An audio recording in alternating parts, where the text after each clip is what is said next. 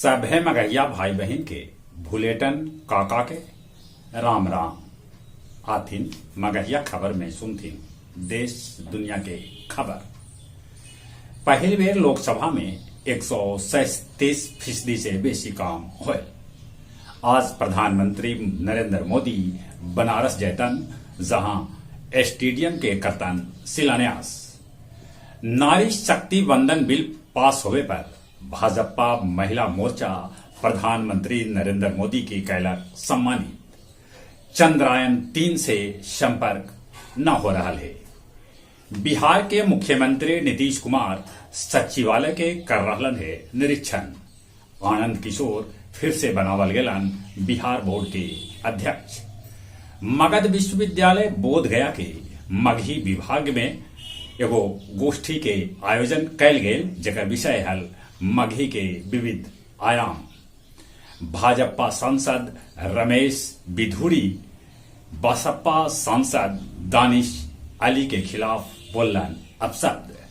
तेजस्वी, लालू, राबड़ी समेत 17 गो के कोर्ट जारी कैलक समन।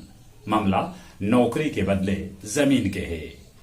अमेरिका यूक्रेन के मदद के कैलक है ऐलान। रूस यूक्रेन पर कर रहा है अभियो हमला। इटली के जंगल में गर्मी के चलते लगल है भीषण आग।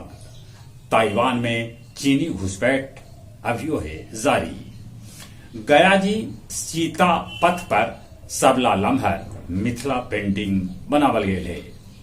हजारीबाग के कटमकदाग ढेंगुआ सिरसी गांव स्थित कुमार मेटल वर्क्स में धमाका होल, जेकरा में गया के 2 गो मजूर के हो गए मौत। 1 अक्टूबर से गया एरोड्राम से इंटरनेशनल विमान के आवाजाही हो जात शुरू। 2 दिवसीय जिला युवा उत्सव में एकांकी नाटक में मनीष त चित्रकला में ज्योति एल अवगल। अब कुछ खेल के समाचार। 27 बच्चे बाद मोहाली में भारत ऑस्ट्रेलिया के 5 विकेट से हरा दिलक। और भारत 1 दिवसीय में भी नंबर 1 बन गेलक। अब भारत टेस्ट, 1 दिवसीय और T20 में नंबर 1 है। एशियाई खेल के उद्घाटन चीन में आज होयत। 12,000 एथलीट्स लेतन भाग। पुरुष क्रिकेट टीम में एम्पायरिंग करतन महिला रेड फॉर्म। मोटरसाइकिल स्पर्धा मोटो जीपी के नक्शा से जम्मू कश्मीर और लद्दाख हल गायब। चली एक बार फिर से अपने सभे के भुलेटन काका के राम राम।